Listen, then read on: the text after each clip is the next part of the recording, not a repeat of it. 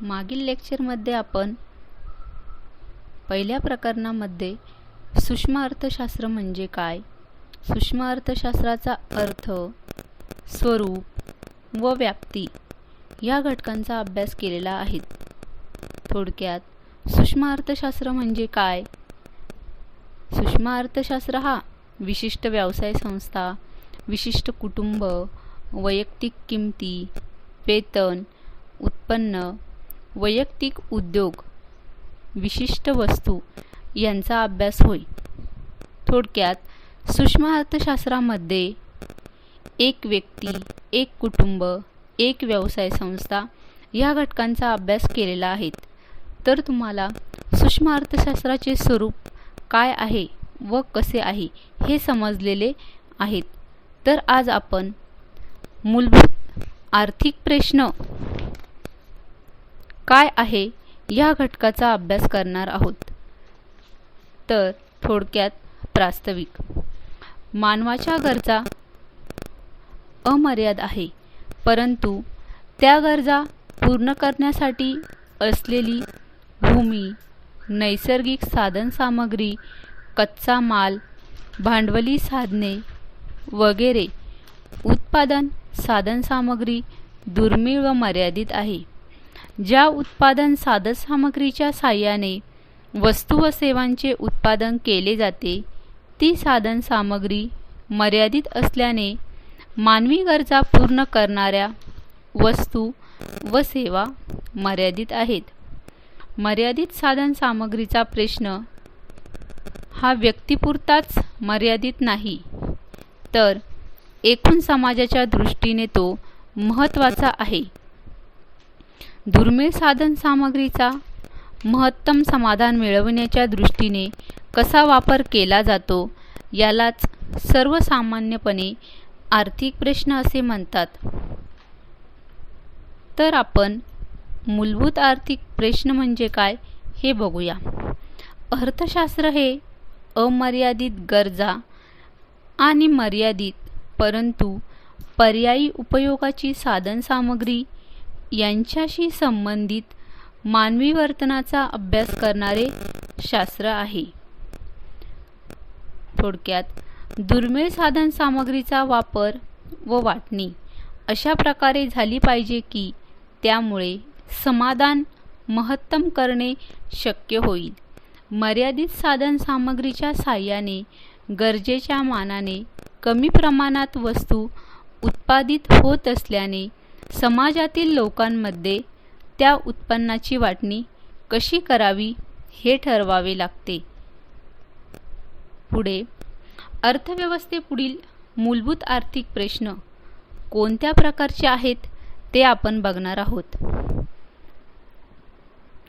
साधनसामग्रीच्या दुर्मिळतेतून विविध मूलभूत आर्थिक प्रश्न निर्माण होतात.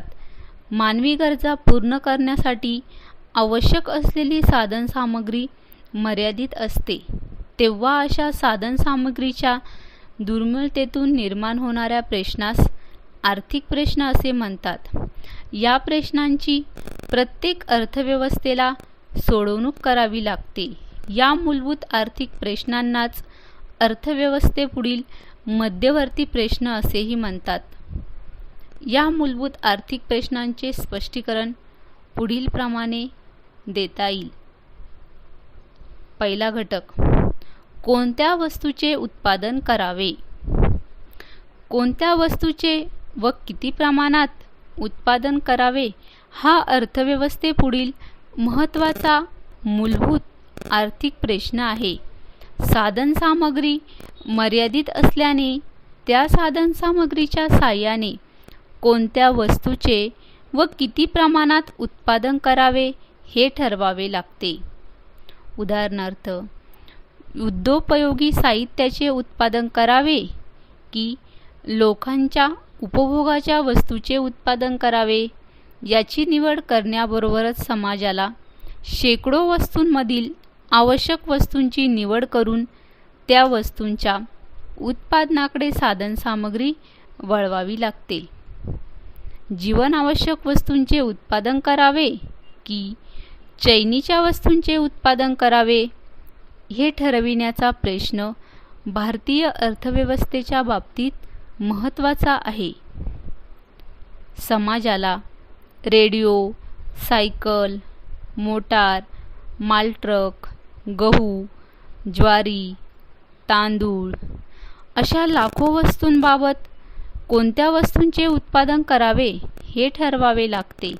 त्याचबरोबर प्रत्येक वस्तूचे किती प्रमाणात उत्पादन करावे हेही ठरवावे लागते. बहुतेक सर्वच वस्तूंचे उत्पादन करावे लागत असल्याने या वस्तूंचे किती प्रमाणात उत्पादन करावे हे ठरविण्याचा प्रश्न विचारात घेऊन त्याची सोडवणूक करावी लागते. दुसरा घटक, उत्पादन कसे करावे. कोणत्या वस्तूचे किती प्रमाणात उत्पादन करावे हे ठरविण्याबरोबरच उत्पादन कसे करावे हेही ठरवावे लागते. वस्तूचे उत्पादन करण्यासाठी कोणत्या पद्धती व तंत्राचा वापर करावा हे ठरवावे लागते. भांडवल व श्रम या उत्पादन घटकांच्या वेगवेगळ्या संयोगाचा वापर करून तयार होणाऱ्या विविध तंत्रांपैकी योग्य तंत्राची निवड करावी लागते. श्रमप्रधान व भांडवलप्रधान तंत्रांपैकी योग्य तंत्रांची निवड उपलब्ध घटकांना अनुसरून करावी लागते.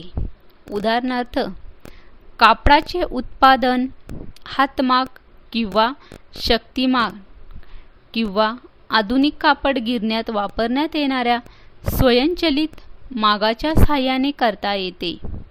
हातमागाच्या साहाय्याने उत्पादन करताना श्रमप्रधान तंत्राचा वापर केला जातो, तर स्वयंचलित मागाच्या साहाय्याने उत्पादन करताना भांडवलप्रधान तंत्राचा अवलंब केला जातो. मग उत्पादन घटक दुर्मिळ व मर्यादित असल्याने वस्तूचे उत्पादन अधिक कार्यक्षम पद्धतीने करणे आवश्यक असते. तिसरा घटक, उत्पादन कोणासाठी करावे. उत्पादन कोणासाठी करावे याचा अर्थ उत्पादित झालेल्या वस्तूंची समाजातील विविध लोकांमध्ये कशा प्रकारे वाटणी करावी हा आहे. सर्व लोकांच्या गरजा पूर्ण करणे साधनसामग्रीच्या दुर्मिळतेमुळे शक्य नसते. कोणाला व किती प्रमाणात राष्ट्रीय उत्पन्नातील वाटा मिळावा हे ठरवावे लागते. बाजार अर्थव्यवस्थेत व्यक्तीच्या पैशातील उत्पन्नावर ती व्यक्ती किती प्रमाणात वस्तू व सेवा विकत घेऊ शकते हे अवलंबून असते. साहजिकच उत्पन्नाच्या वाटणीत विषमता असेल तर राष्ट्रीय उत्पन्नाच्या वाटणीतही विषमता आढळते. लोकांना त्यांनी केलेले काम व त्यांच्याकडील मालमत्ता यापासून उत्पन्न मिळते.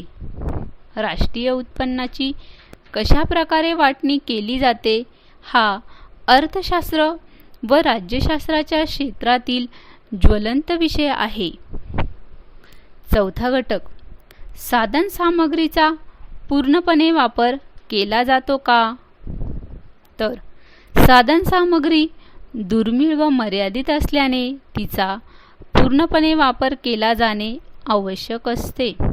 समाजातील लोकांच्या अधिकाधिक गरजा पूर्ण करण्यासाठी उपलब्ध साधनसामग्रीचा पूर्णपणे वापर करून अधिकाधिक वस्तू व सेवांचे उत्पादन केले पाहिजे. साधनसामग्री जेव्हा पूर्णपणे वापरली जात नाही तेव्हा साधनसामग्रीचा अपव्यय होतो. उपलब्ध उत्पादन क्षमतेचा कमी वापर होतो व त्यामुळे कमी प्रमाणात वस्तू व सेवांचे उत्पादन होते. लॉर्ड केन्स यांनी राष्ट्रीय उत्पन्न प्रभावी मागणीवर अवलंबून असल्याचे स्पष्ट केले आहे. साधनसामग्रीचा उत्पादन कार्यातील वापर आणि राष्ट्रीय उत्पन्नाची पातळी संबंधीचे स्पष्टीकरण हे समग्रलक्षी अर्थशास्त्राशी संबंधित आहे. पाचवा घटक, अर्थव्यवस्थेची वस्तू व सेवांचे उत्पादन करण्याची क्षमता वाढते आहे का. अर्थव्यवस्थेपुढील मूलभूत आर्थिक प्रश्नांपैकी एक महत्त्वाचा प्रश्न म्हणजे अर्थव्यवस्थेची वस्तू व सेवांचे उत्पादन करण्याची क्षमता वाढते आहे की नाही हा आहे. समाजातील लोकांच्या गरजा अमर्याद आहे. त्या गरजा अधिकाधिक पूर्ण होण्यासाठी अधिकाधिक वस्तू व सेवांचे उत्पादन होणे गरजेचे असते. त्यासाठी अर्थव्यवस्थेची वस्तू व सेवांचे उत्पादन करण्याची क्षमता वाढणे आवश्यक असते. अर्थव्यवस्थेत आर्थिक वृद्धी घडून आल्यास उत्पादन क्षमता व उत्पादन यात वाढ होते. मात्र आर्थिक वृद्धी घडून येण्यासाठी प्रयत्न करावे लागतात. भांडवल निर्मितीच्या दरात वाढ करावी लागते. त्यासाठी उपभोगात कपात करून बचतीत वाढ करणे हे अल्पविकसित देशांच्या दृष्टीने महत्त्वाचे असते. 6वा घटक, साधनसामग्रीच्या कार्यक्षमतेने वापर केला जातो का?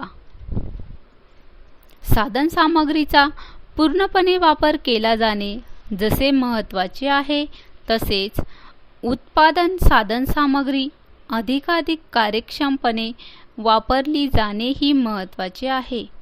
साधनसामग्रीच्या कार्यक्षम वापराविषयी विचार करताना उत्पादन व वाटणी या दोन बाबींचा विचार करणे आवश्यक आहे. वस्तूचे उत्पादन कार्यक्षम होणे गरजेचे असते तसेच उत्पादित वस्तूंची वाटणीही कार्यक्षमतेने झाली पाहिजे. तरच साधनसामग्रीचा कार्यक्षम वापर होऊ शकेल. तेव्हा एखाद्या वस्तूच्या उत्पादनात वाढ करताना ती इतर वस्तूंच्या उत्पादनात घट करण्याशिवाय शक्य नसेल तेव्हा उत्पादन कार्यक्षमपणे होत आहे असे म्हणता येते. याउलट इतर कोणत्याही वस्तूच्या उत्पादनात घट न करता एखाद्या वस्तूचे उत्पादन वाढविणे शक्य असेल तर उत्पादन पद्धती तुलनात्मकदृष्ट्या अकार्यक्षम आहे असे म्हणता येते. विविध अर्थव्यवस्थांमध्ये उत्पादन व वाटणी याबाबत अकार्यक्षमता आढळते. ही अकार्यक्षमता कमी केल्यास उत्पादन वाढ व वाटणीत सुधारणा घडून येऊ शकते. तर अशा प्रकारे वेगवेगळे आर्थिक प्रश्न अर्थव्यवस्थेपुढे असतात. अर्थव्यवस्थेपुढील या मूलभूत आर्थिक प्रश्नांची सोडवणूक करण्यासाठी प्रयत्न करावे लागतात. मूलभूत आर्थिक प्रश्न म्हणजे काय हे समजून घेतलेले आहे. मूलभूत आर्थिक प्रश्न सोडविण्यासाठी कोणत्या घटकांची आवश्यकता असते हे आपण बघितलेले आहे. थँक्यू.